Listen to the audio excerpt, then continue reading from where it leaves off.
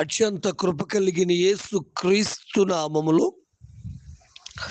వాక్యాన్ని వింటున్న బిడ్డలందరినీ కూడా దేవుడు సమృద్ధిగా దీవించి ఆశీర్వదించును గాక.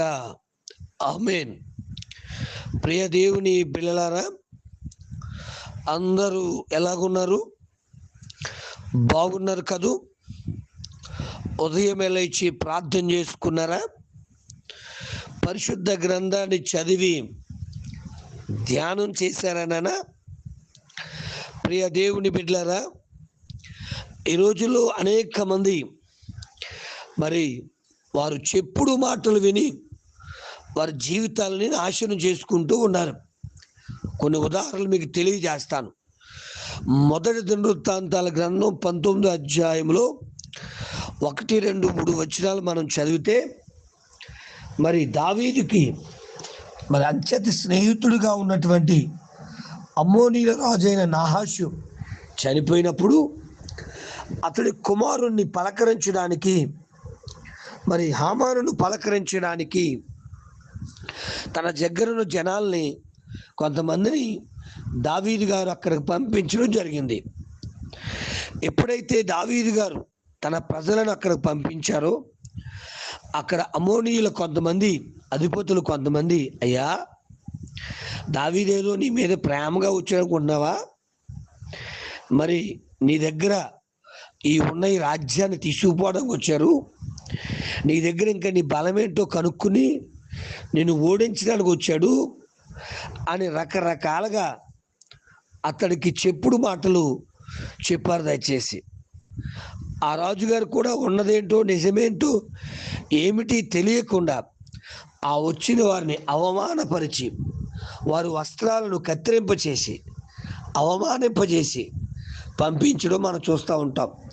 దేవుని ప్రజలారా, ఈరోజు అనేక మంది ఇలాగే మనుషులు చెప్పిన మాటలు విని దయచేసి ఆత్మీయులను పోగొట్టుకుంటూ ఉన్నారు.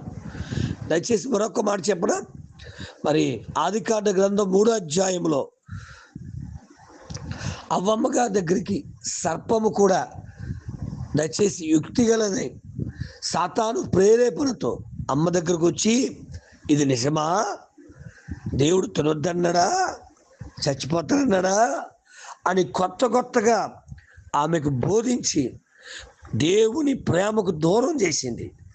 దయచేసి ఆ చెప్పుడు మాటలు విన్న అవ్వమ్మ పండును తిని ఏదేను తోటకు దూరం అయిపోయింది. ప్రజల మాట విన్న ఈ అమ్మోనీయుల రాజు దావీదు ప్రేమకు దూరం అయిపోయాడు. దయచేసి గమనిద్దాం.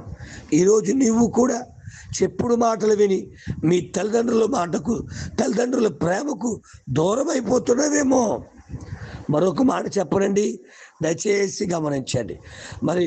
మీకాలు దావీదును ఎంతగానో ప్రేమించేది. నిజంగా చెప్పాలంటే ఆ ప్రేమను చూసి సౌలు భయపడ్డాడని కూడా, అంతగా ప్రేమించింది. వారి భార్యాభర్తలు అంతటి ప్రేమ కలిగిన వారు.